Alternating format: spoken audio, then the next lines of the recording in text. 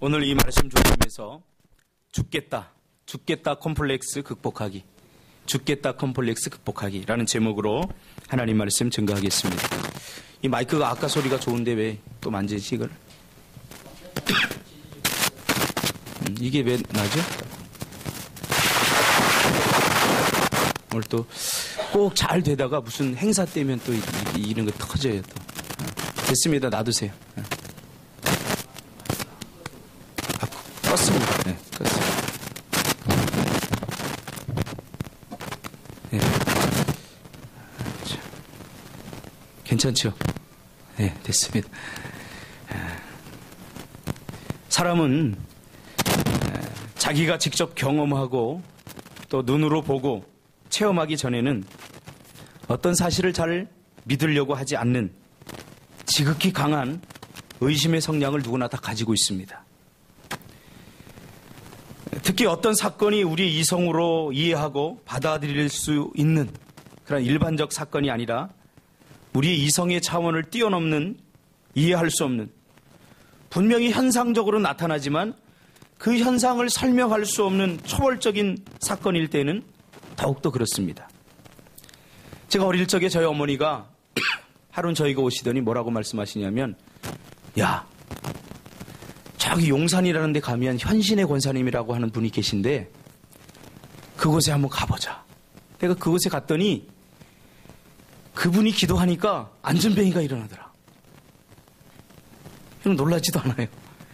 그분이 기도하니까 병자들이, 수많은 병자들이 막 낫더라. 암 환자들이 낫더라.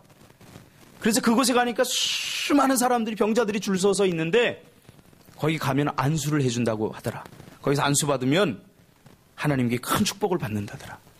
그런 이야기를 제가 들었어요.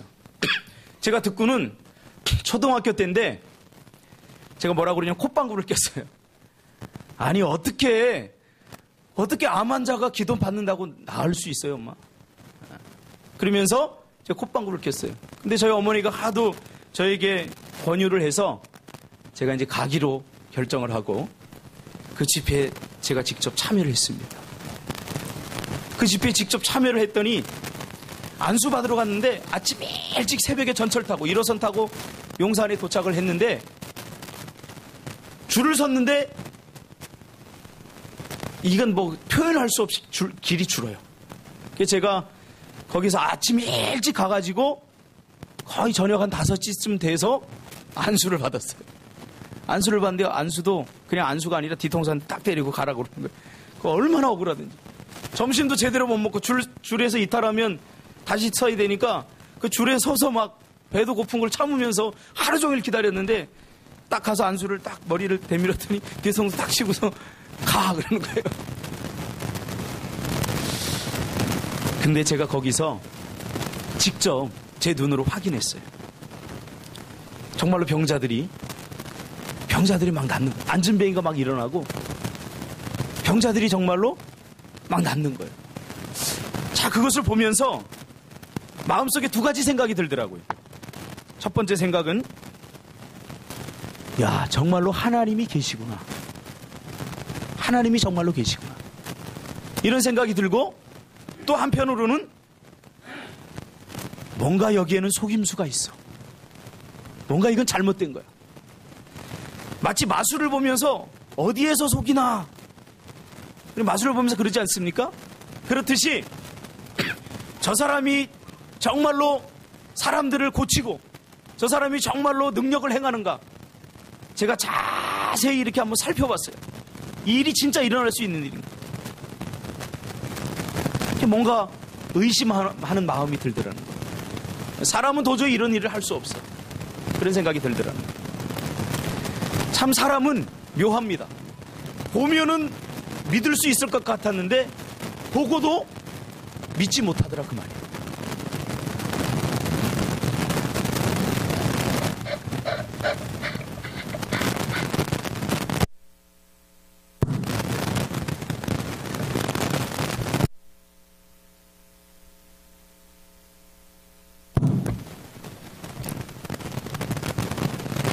마이크를 좀 바꿔주세요.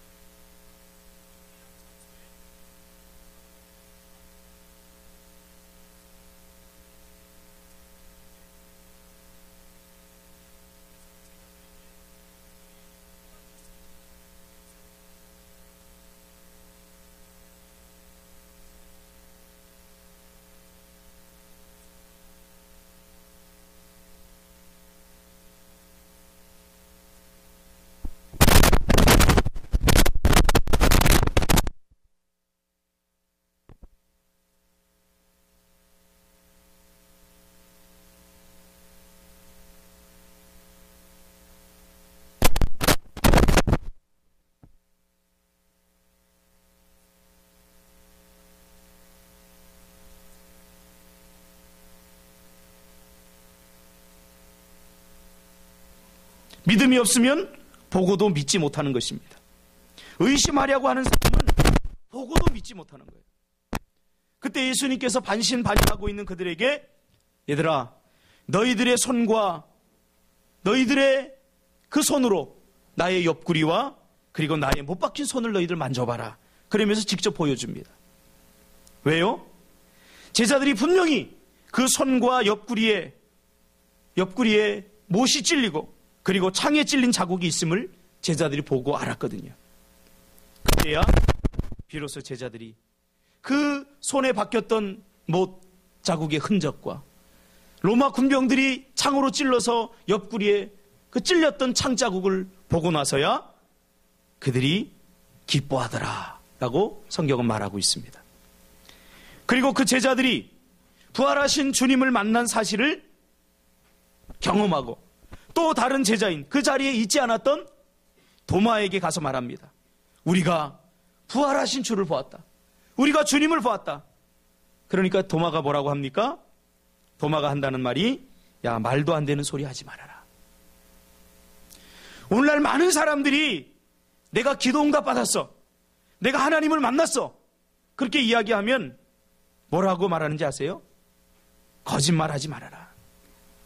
그런 일이 어떻게 있을 수 있냐? 그렇게 말합니다. 왜요? 내가 만나지 못했기 때문입니다. 그래서 자꾸 내 눈으로 내가 직접 경험하고 확인하지 않은 사실에 대해서는 믿으려고 하지 않아요. 그러니까 믿음을 잘못 접근하고 있는 거죠. 믿음은 내가 확인하는 것이 아닙니다. 믿음은 확인하는 것이 아니라 확신하는 겁니다. 그러니까 자꾸 어떤 결과에 대해서 확인하려고 하니까 믿음이 생기지 않는 거예요. 믿음은 하나님께서 우리에게 주신 은혜인 선물로 우리 안에 믿음이 있습니다. 그래서 그것을 가지고 확신해야 됩니다. 그러나 이 도마는 확인하려고 합니다. 절대로 나는 믿을 수 없어. 그러면서 너희들이 본 것만으로는 안 된다. 내가 직접 봐야 되겠다. 그렇게 고백을 합니다. 의심 많은 사람들의 특징이 있습니다. 고집이 셉니다. 완고합니다. 굉장히 이성적입니다. 똑똑하다는 이야기는 아니에요. 이성적이라는 얘기예요. 그리고 분석적이고 현실적입니다. 그러나 믿음은 상상적이고 미래적이고 초월적입니다. 그래서 믿음은 하나님의 은혜로 믿어지게 되는 거죠. 단순히 너희들이 본 것만으로는 안 되고 내가 직접 확인하고 내가 직접 분석하고 내가 직접 경험해 봐야 되겠다는 거예요. 그러기 전까지는 내가 절대로 믿을 수 없다. 그렇게 말하는 거죠.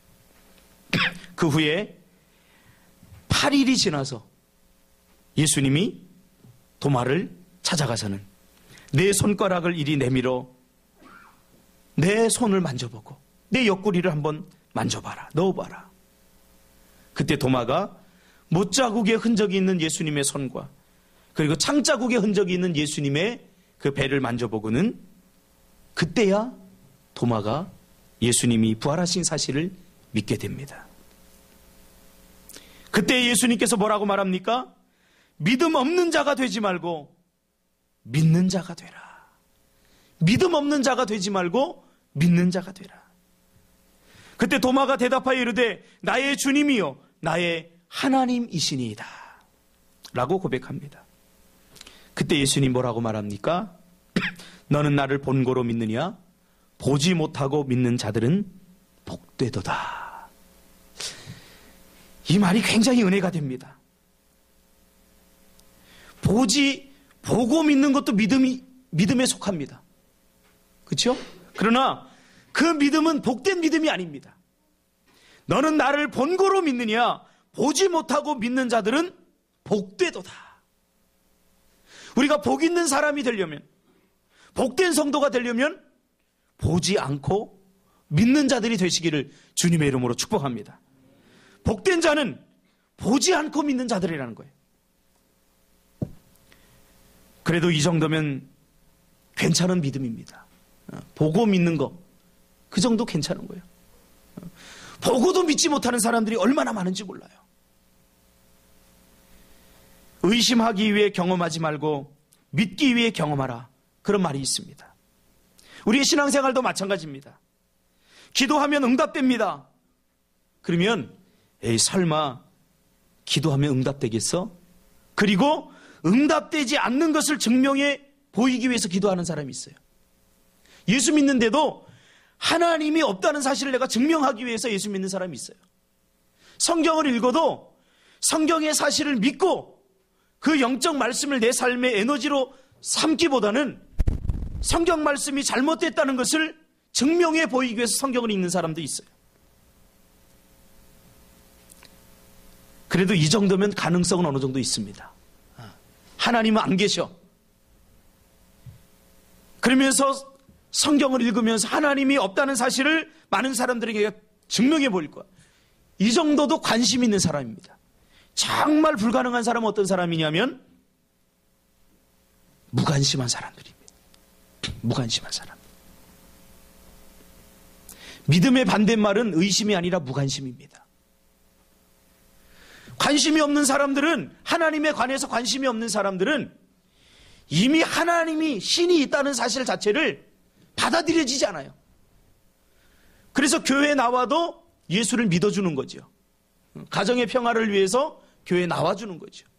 우리 엄마 아빠가 자꾸 교회 나가라고 하니까 어쩔 수 없이 교회에 있지만 내가 지금 이 자리에 왜 나와 있는지 빨리 예배 시간 지나면 좋겠다. 그렇게 생각을 하는 거죠. 그러니까 무관심한 거예요. 예배에 관해서. 기도하라 그러면 하나님을 믿지 않기 때문에 이 말이 귀에 안 들어와요. 그러니까 의심의 반대말은, 믿음의 반대말은 의심이 아니라 무관심입니다.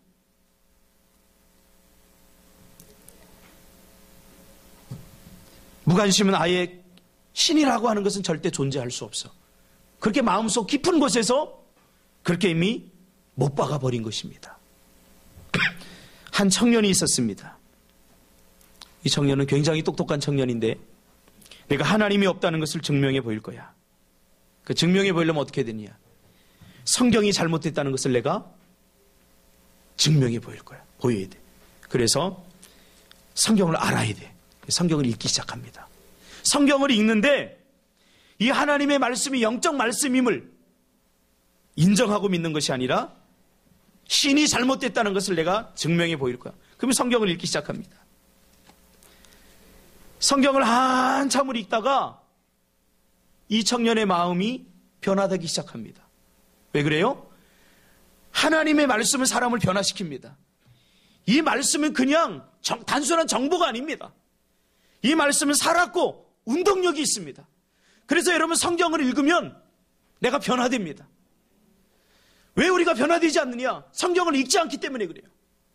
성경을 읽으면 반드시 변화됩니다.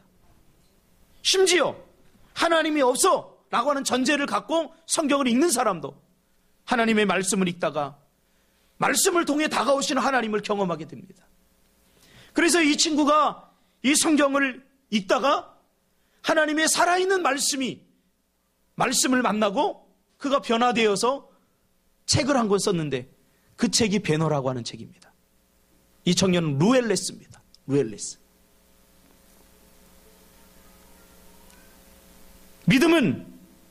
이 믿음은 보고 믿는 믿음은 복된 믿음이 아닙니다. 그럼에도 보고도 믿는 것은 그래도 괜찮은 믿음입니다. 아예 요새 많은 사람들이 교회에 관해서 신에 관해서 무관심합니다. 무관심하기보다는 고의적으로 거절합니다. 그래서 이번에 여러분 선거가 다 끝났지만 우리 김용민이라고 하는 그 친구 참 나이도 어린 친구인데 얼마나 자기 멋대로 이야기를 합니까? 하나님 앞에서 여러분 그렇게 못할 겁니다. 복된 믿음은 믿음을 증명해 보이기 위해서 도전하는 것입니다. 그래서 기도도 거룩한 도전입니다. 믿음을 증명해 보이기 위한 거룩한 도전입니다. 하나님의 백성들은 믿음으로 사는 사람들입니다. 그래서 하나님의 백성들에게는 그 어떤 무엇보다도 늘 믿음 안에 거해야 됩니다. 믿음이 없으면 늘 경험하게 되고 믿음이 없으면 늘 우리가 하는 소리가 있습니다. 그게 뭐냐면 죽겠네입니다. 죽겠네. 이 죽겠네는 믿음이 없는 사람들이 하는 말입니다. 믿음이 없으면 우리의 작은 문제, 작은 환경 속에서도 죽을 것 같은, 또 안 될 것 같은 그런 생각이 들거든요. 그러니까 매일 죽겠다라고 말합니다. 믿음이 없으면 우리가 위기 가운데서, 실패 가운데서, 어렵고 힘든 환경이 오면 실제로 죽을 것 같은 공포와 죽을 것 같은 위협을 느끼게 됩니다. 실패와 두려움, 걱정하고 염려하던 일이 실제로 일어날까봐 전전긍긍하면서 살게 됩니다. 특히 우리 한국 사람들이 입에 달고 사는 말이 있습니다. 죽겠네입니다. 죽겠네. 나는 안 쓴다고요? 아닙니다. 제가 이 설교를 준비하면서 제가 뭐 의도적으로 내가 죽겠나 이 말을 얼마나 많이 쓰나 제가 보니까 거의 1분에 한 번씩 씁니다.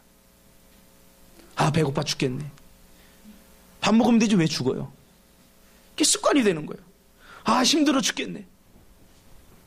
심지어는요, 좋아 죽겠네. 좋아도 죽겠대요. 다 죽겠다는 거야, 죽겠다는 거야.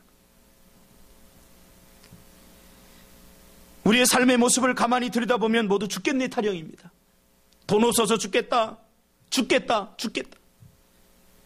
오늘 본문에 나오는 이 제자들과 다를 바가 없어요.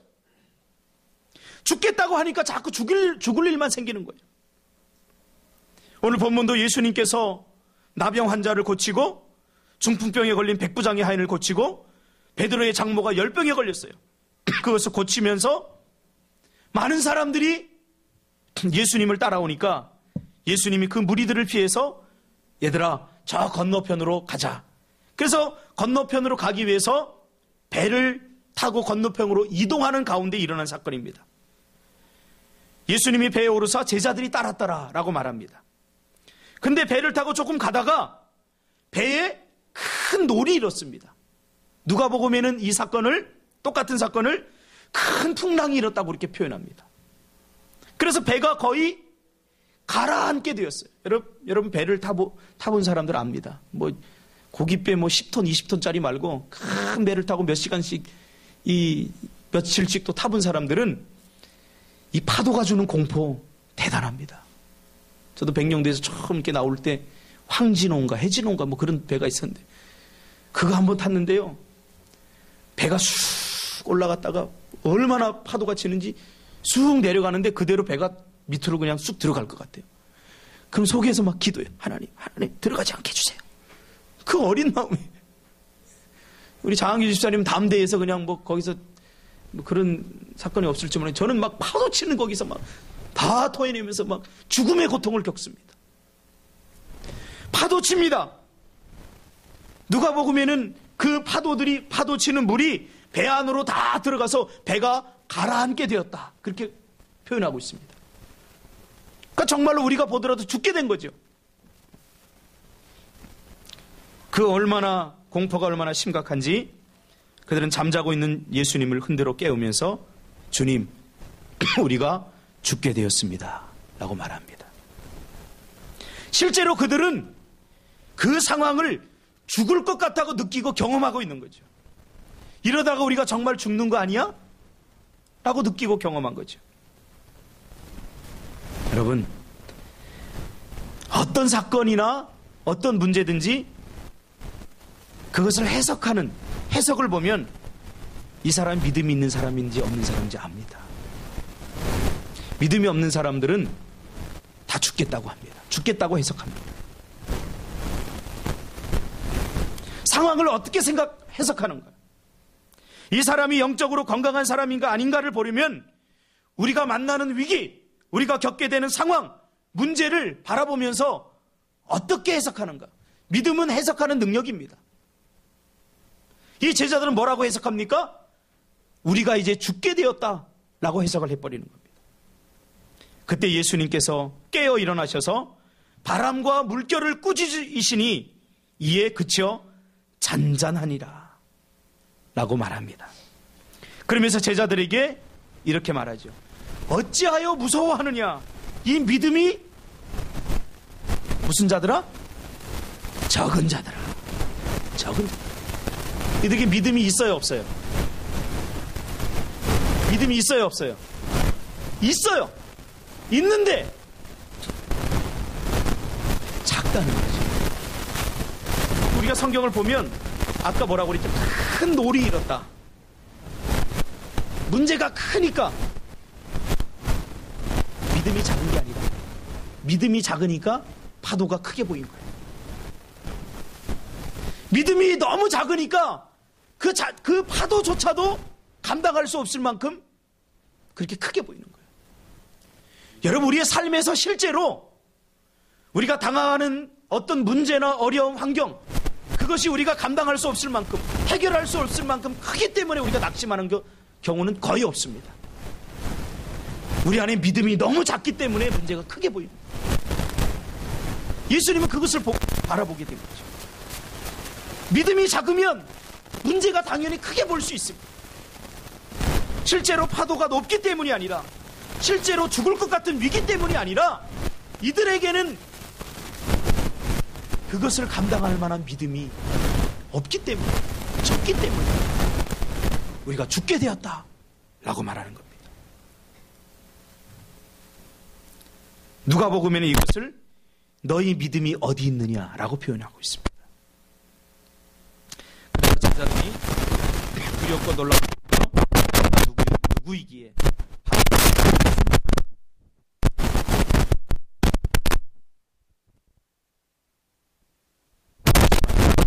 아직도 주님의 실체를 제대로 잘 이해하지 못하는 거예요. 여러분, 신앙생활은 주님을 알아야 됩니다. 그냥 교회에 나와서 예배드리면 하나님이 알아서 해주시겠지, 그냥 기도하라고 하니까 기도하면 다 되겠지, 아니에요. 하나님을 모르면 신앙생활을 제대로 할 수 없습니다.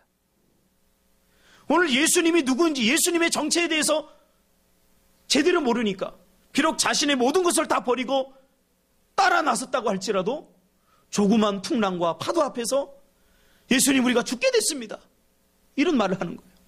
불과 몇 시간 전에 어떤 일이 있었죠?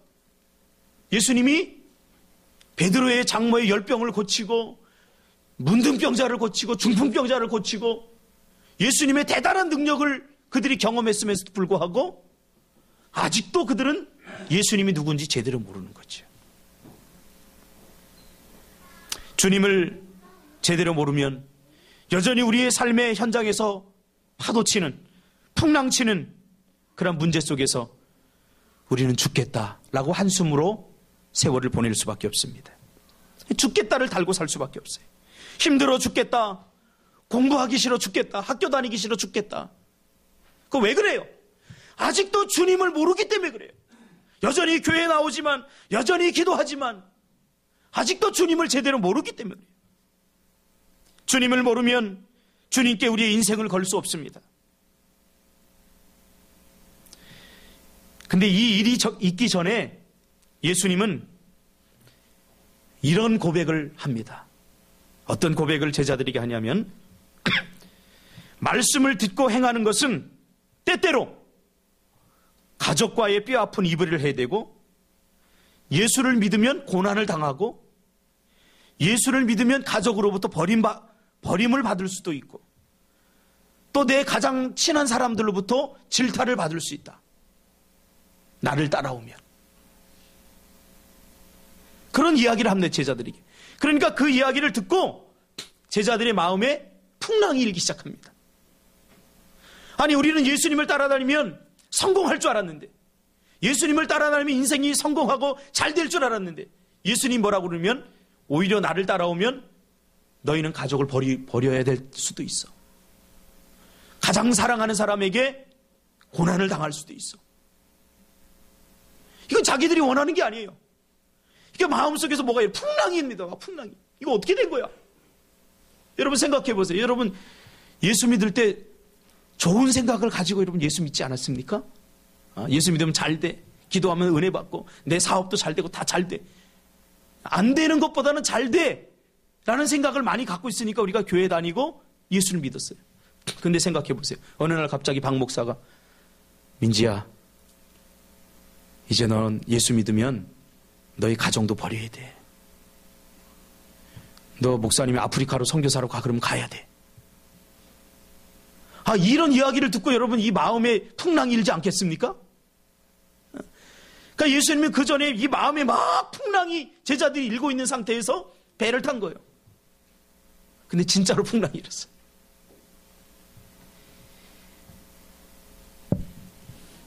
사람은 마음이 무너지면 모든 것이 다 무너집니다. 마음이 슬프면 모든 문제를, 모든 현실을 슬프게 해석합니다. 마음이 외로우면 모든 것이 외롭습니다. 외롭게 보입니다. 제가 몇 달 전에 굉장히 외로웠습니다. 할렐루야. 굉장히 외로웠어요. 근데 어느 날 새벽기도 가려고 이렇게 나오는데 집 앞에 고양이 한 마리가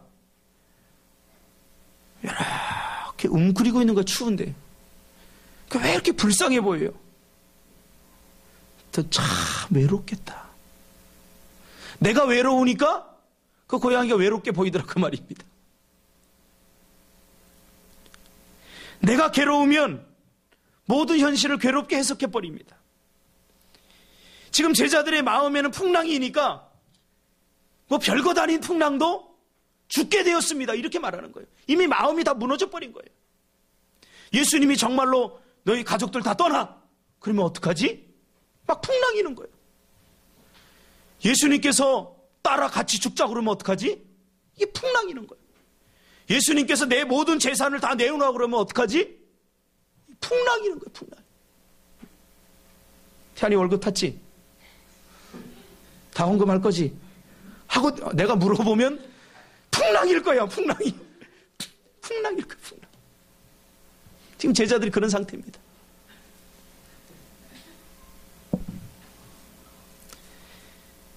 제자들은 지금까지 예수님을 따르면서 지켜만 보았습니다.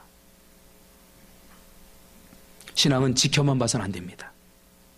지켜보지 말고 체험하고 내가 도전하고. 우리 엄마가 나를 위해서 많이 기도해. 그거 너무 믿지 마세요. 내가 기도하지 않으면 나도 무너질 수 있어요. 우리 엄마가 믿음이 좋으니까, 우리 아빠가 믿음이 좋으니까 언젠가 나도 믿음이 좋아질 거야. 여러분 그거 믿지 마세요. 신앙은 다 별개입니다. 우리 부모님이 나를 위해서 피 터져라, 땀방울이 핏방울이 되도록 기도할 수 있지만 그 기도에 한계가 분명히 있습니다.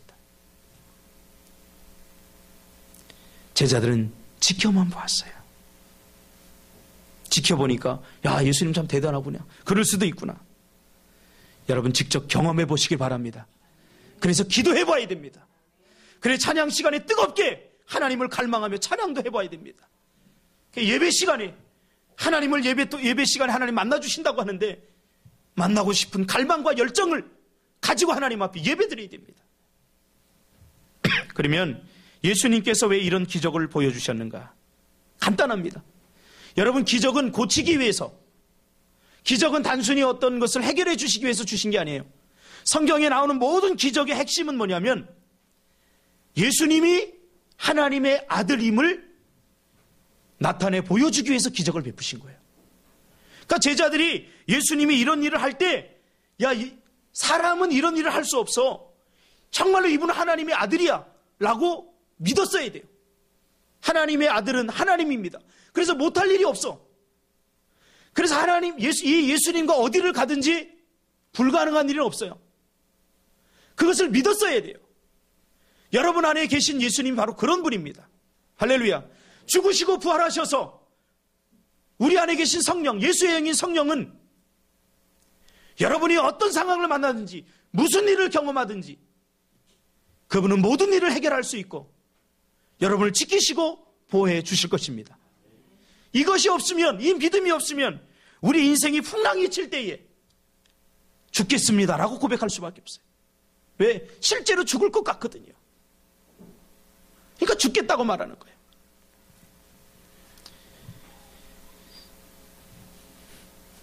여러분, 하나님은 세상 모든 것을 통해서 예수님이 하나님의 아들이심을 믿게 하는데 사용하기를 원하십니다.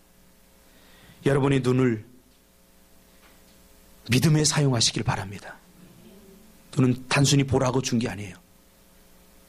믿음으로 보세요. 믿음으로 보시기 바랍니다. 코를 주신 것도, 그리고 귀를 주신 것도 믿음을 위해 사용하라고 주신 거예요. 여러분의 믿음이 회복되기를 축복합니다. 그래서 어떤 상황, 여러분의 인생이 요동치고 풍랑친다고 할지라도 주님이 지금 나와 함께 하셔. 주님이 함께하면 배가 가라앉아도 살 길이 생깁니다. 주님이 함께하면 바다에 빠져도 주님께서 건져주실 것입니다. 여러분 이 확신을 가지시기를 주님의 이름으로 축복합니다. 이번에 노예를 하는데 몽골에 간 선교사님이 오셨어요. 우리가 한국에서 목회를 잘 하셨어요. 아내분은 초등학교 교사고 뭐 부족할 것 하나 없어요.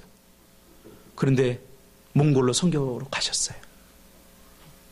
참 험하대요, 몽골이. 그래서 제가 이야기했어요. 무섭지 않아요? 그러니까 무섭대요, 때로는. 이 선교사님이 계신 지역이 그 맹수들이 막 출몰하는 지역입니다. 아주 정말 오지예요, 오지. 그러니까 밤에는 밖에 나가다니지 못한대요. 실제로 막 맹수들이 이 애기들 같은 거 막 물어가고 그런 지역인데 무섭지 않으세요? 처음에는 무섭더래요. 근데 어쩔 수 없이 밤에 이렇게 나가야 될 때가 있대요. 그때는 예수님이 나와 함께 하시는구나. 이 단순한 믿음. 이 믿음을 가지고 간대요. 사모님이 총을 준대요. 목사님, 성교사님 총 갖고 나가세요. 혹시 막 그 여우 같은 거 막 나타나면 물면 어떡해요? 그러니까 일부러 논대요. 하나님이 지켜주실 거야. 여러분 이 믿음이 회복되기를 주님의 이름으로 축복합니다. 기도하겠습니다.